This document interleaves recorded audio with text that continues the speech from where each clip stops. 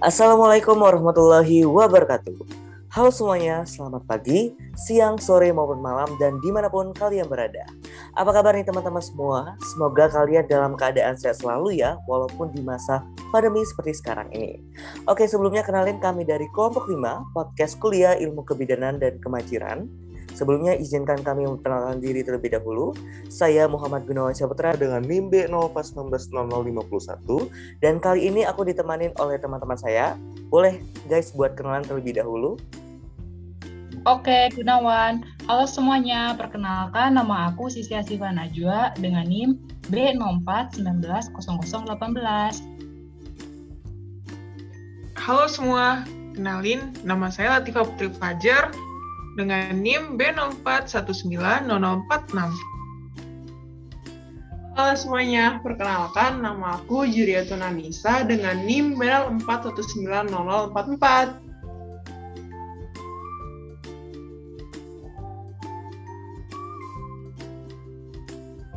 Nah, tentunya kali ini kami akan menemani kalian dan akan membahas tuntas mengenai patologi kebuntingan. Teman-teman, aku pengen nanya deh, aku tuh pernah denger nih tentang hewan yang waktu bunting itu mengalami keguguran dan anaknya hancur gitu loh dalam perutnya, kayak mengerikan banget kan. Nah, kalian tahu nggak sih itu kasus apa? Sepertinya yang aku tahu itu kayaknya kejadian Mola. Wah, apa tuh? Aku baru pernah denger banget tuh. Mola itu apa sih? Ya, nih Put, aku coba jelasin ya. Mola itu merupakan suatu kondisi di mana embrio mengalami abnormalitas atau kecacatan. Embrio akan mengalami kematian dan hancur saat kebuntingan pada induk yang sangat muda. Biasanya, plasenta akan tetap tumbuh dengan waktu yang baik dan juga, tapi bentuknya tidak teratur. Guys, aku jadi penasaran deh. Penyebab mola itu apa aja ya? Dan ada jenisnya nggak? Iya sih, aku bantu jawab ya. Biasanya mola ini disebabkan karena adanya pembengkakan villi dan juga proliferasi abnormal dari sel-sel trofoblast.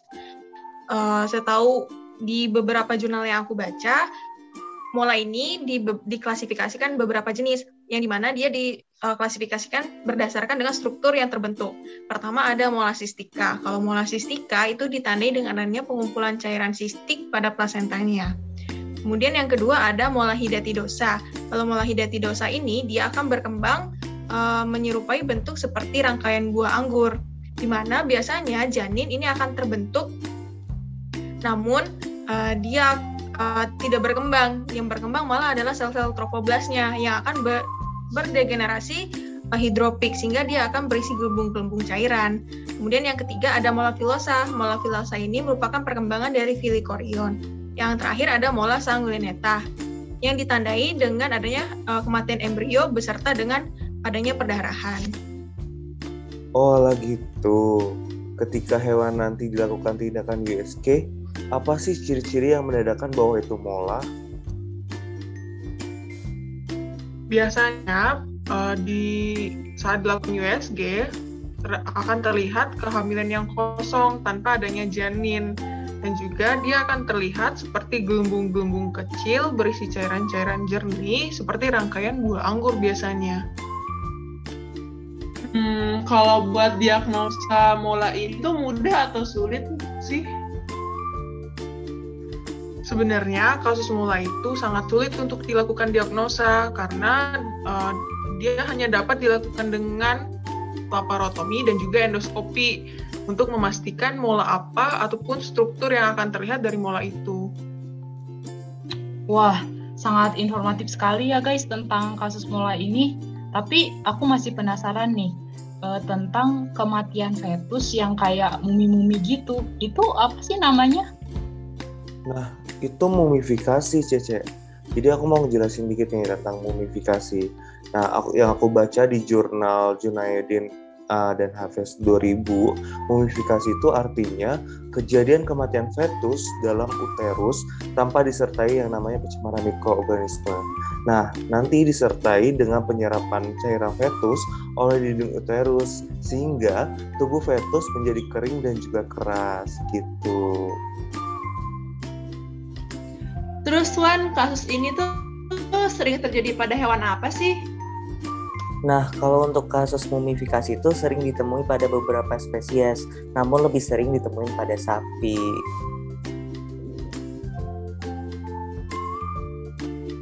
Wah, berarti kalau kayak gitu penyebabnya emang apa sih dari mumifikasi itu? Nah, kalau untuk penyebab dari mumifikasi itu dibagi menjadi dua penyebab. Ada infeksius dan juga non-infeksius. Nah, untuk mumifikasi ini sering terjadi pada kebuntingan di bulan ketiga dan juga ke-8. Nah, tanpa adanya litolisis dan juga secara aseptis. Nah, untuk breed dan kejadian sebelumnya dapat menjadi faktor meningkatnya resiko dari mumifikasi ini. Nah, tingkat insidence dari mumifikasi ini lebih tinggi pada breed Jersey dan juga Guernsey. Nah, resiko untuk 30% itu lebih tinggi dibandingkan pada sapi yang pernah mengalami hal yang sama pada kebuntingan sebelumnya. Gitu. Lantas untuk proses, diagnosis sama pengobatannya gimana, Gunawan? Nah, untuk itu aku jelasin satu nih ya. Untuk mulai pertama dari prosesnya. Nah, kalau untuk proses mumifikasi itu dimulai dari kematian fetus pada umur kebuntingan 3 ke 8 bulan. Nah, nanti baru dilanjutin di korpus luteumnya yang tidak lisis. Nah, nanti cairan amoniumnya dan juga alkaloidnya diserap dan juga didehidrasi pada jaringan dan membran fetus. Nah, untuk diagnosisnya itu terbagi menjadi dua nih. Bisa dipalpasi perektal atau bisa menggunakan dengan USG. Nah, terus untuk treatmentnya kita bisa menggunakan dengan operasi ataupun non operasi. Kalau operasinya kita bisa menggunakan sesar. Kalau untuk non operasinya kita menggunakan PGF 2 alpha oksitosin dan juga estradiol benzonat gitu.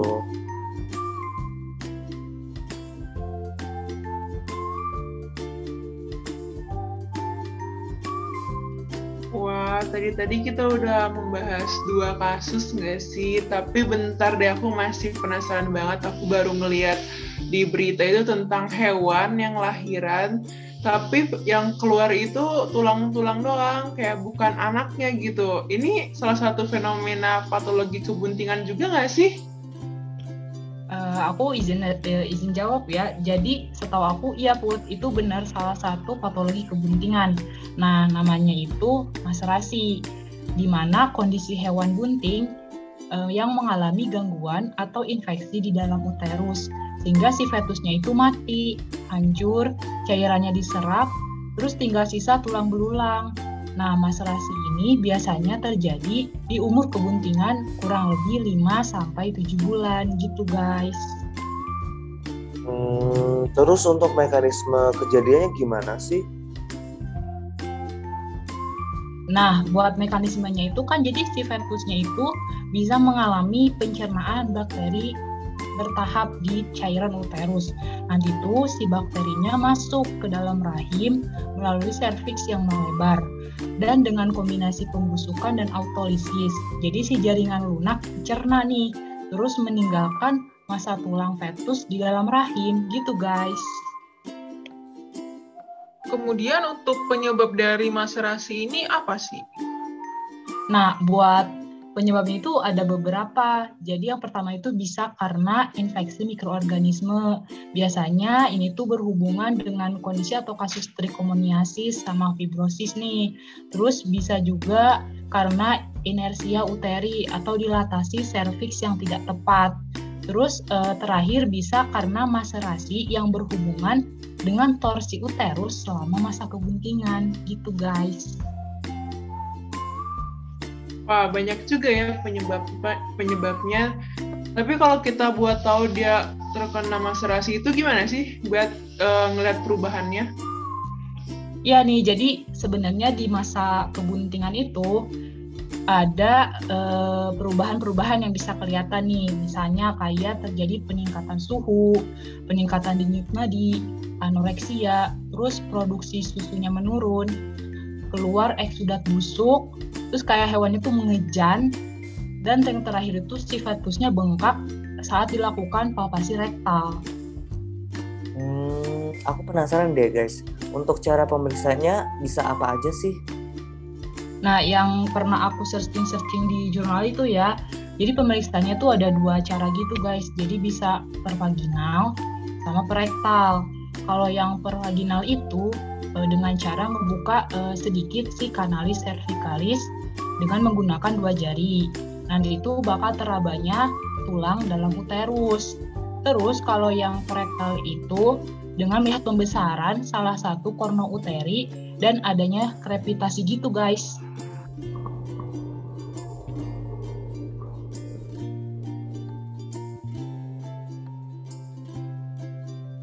Kalau boleh tahu, apakah Mas Rasti ini bisa dilakukan pengobatan sih? Jadi dari beberapa penelitian itu sebenarnya buat ngeluarin si tulang-tulang fetus ini tuh sangat sulit gitu loh, dan biayanya cukup mahal. Jadi lebih baik si hewan yang kena maserasi ini tuh dijual atau dipotong berdasarkan pertimbangan ekonomi gitu guys. Oh, jadi ternyata banyak juga ya patologi kebuntingan. By the way, aku juga dapat cerita nih dari teman aku. Jadi teman aku tuh pernah cerita kalau dia tuh punya kucing betina sama kucing jantan. Terus dia bingung gitu. Anaknya itu tiba-tiba beda dari induk sama jantannya. Apakah ada kemungkinan kucing betina itu bisa lakukan kawin 2 kali gitu? Ada yang tahu nggak?